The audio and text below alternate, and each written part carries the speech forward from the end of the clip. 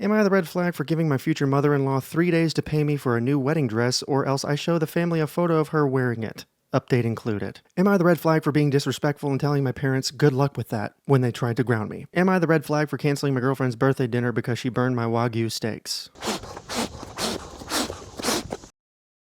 So this is a segment I do called Am I the Red Flag? It's literally just AITA, but with my own little twist that I feel like is oftentimes needed.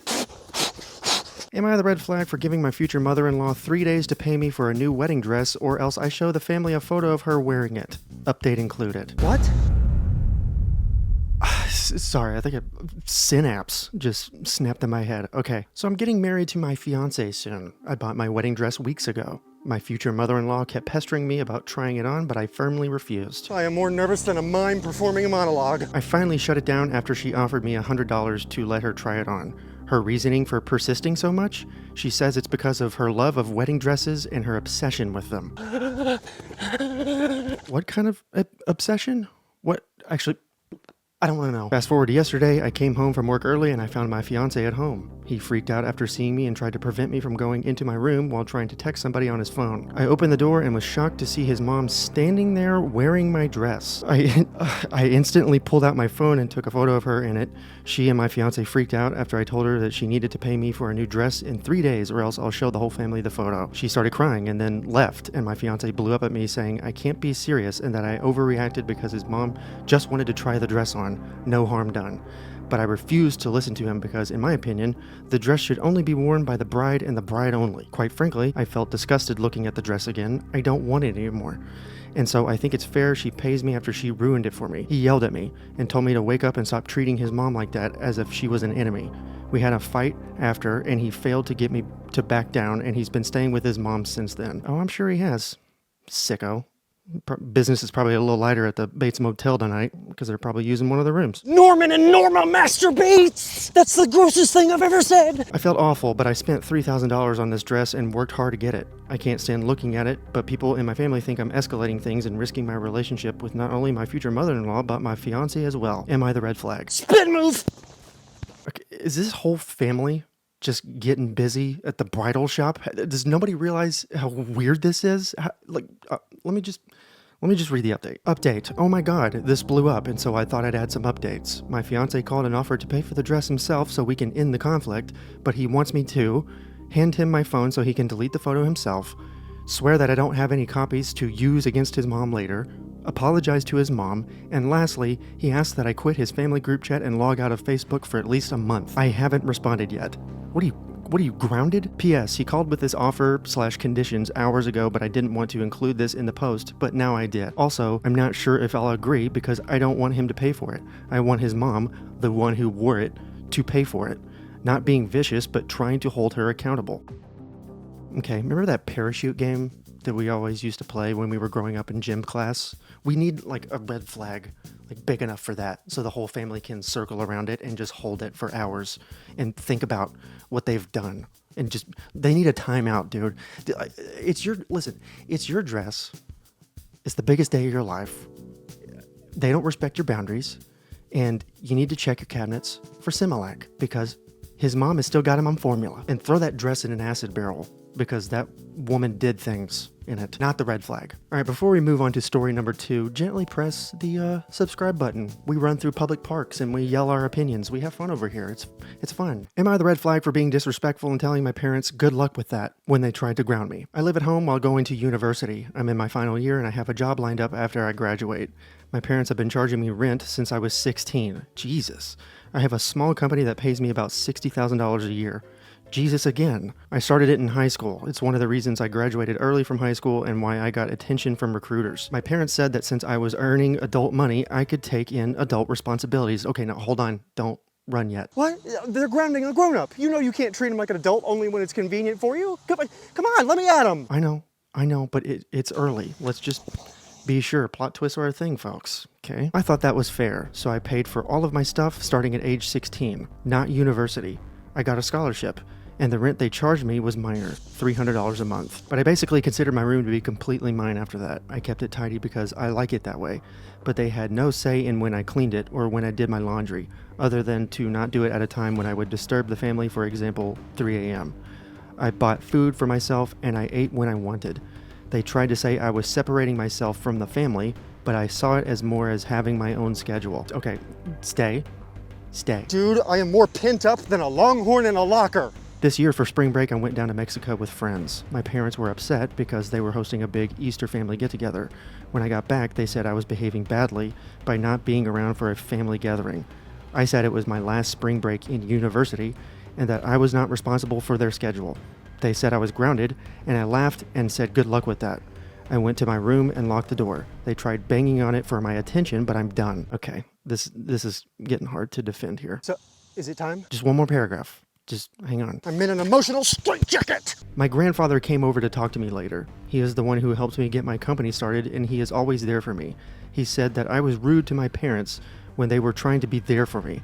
I asked him how much rent he charged my mom when she lived at home. He said it was ridiculous to think that he would charge his kids rent. I told him that I had been paying rent for 4 years. Okay, you can run. Oh, thank you, dear Heavenly Father. Parentals, what you doing? He went to the house and I heard a fight. When he came out, he said that I needed to treat my parents with more respect, but that since they are my landlords, they do not have a say over how I spend my time. I'm avoiding my parents for now, and I'm renting an Airbnb right now until I graduate. I took everything that was important to me and I left $600 for the last 2 months I had planned on being there. They keep calling me, but I am currently getting ready to move for my new job. I don't have the energy to deal with them. I'm like a bird, I'll only fly away. I don't know where my soul is. I don't know where my home is. All right, I'm a big believer in respecting your parents as long as they aren't abusive or narcissistic or just objectively horrible people, which, I mean, some parts of this story, based on how things were said, I'm getting narky notes, and it's hard to know what was exactly said to this person's parents. We don't know. There might have been some things that were over the line. I don't know. But so let's stick with the facts. Charging a 16-year-old rent? Wrong. And I think illegal. Telling them they'll be treated like an adult when they're killing it in school and making money, but then treating them like children when it's convenient? Wrong. And if your fully grown children are being shitty towards you and just actively distancing themselves from the family, they're not doing it for no reason. Not the red flag. Now, before we move on to the final story, if you want to support this channel, the best way to do that, hands down right now, is to check out my merch store. I also send a personalized thank you video for every single order. So if that sounds neato and you want to be a cutie patootie, then this is the place to do all that. Am I the red flag for canceling my girlfriend's birthday dinner because she burned my Wagyu steaks? I have been in a relationship with my girlfriend for about a year. We cohabitate and have done so for the past 6 months.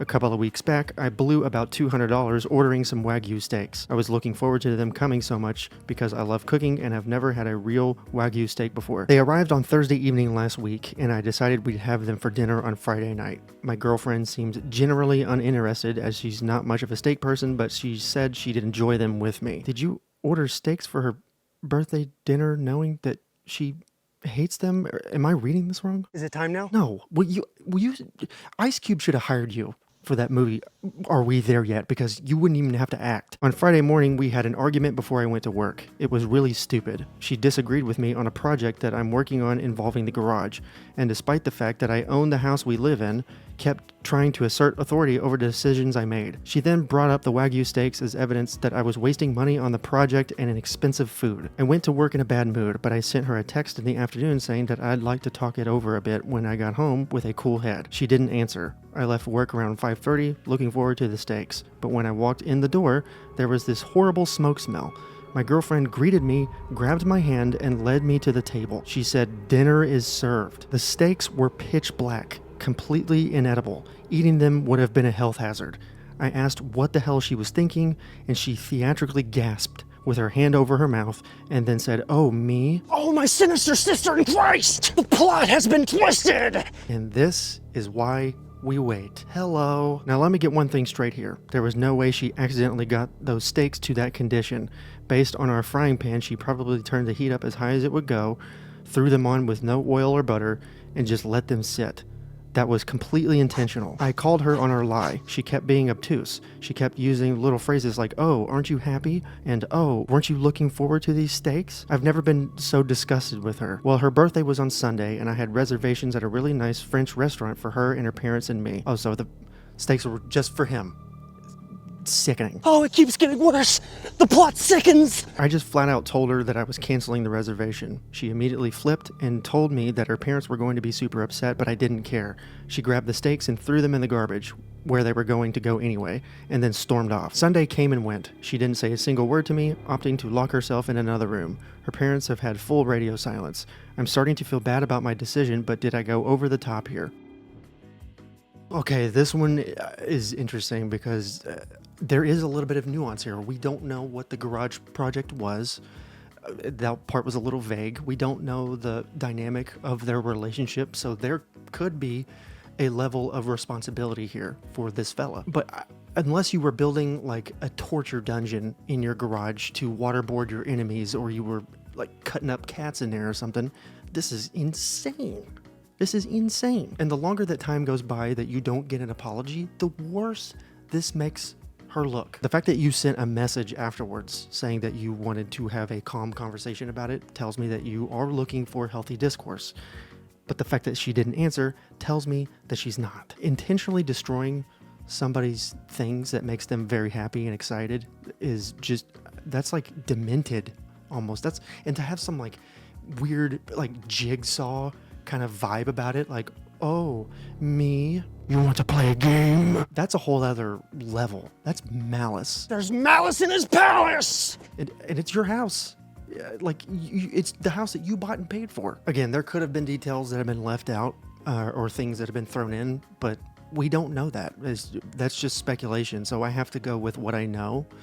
And what I know is that you are not the red flag. Okay, I think you folks need a palate cleanser after that one. How about some green flag stuff? How about some wholesome Reddit stories? Click the box in the top left and I will see you over there. All right, that's my time. Toodles.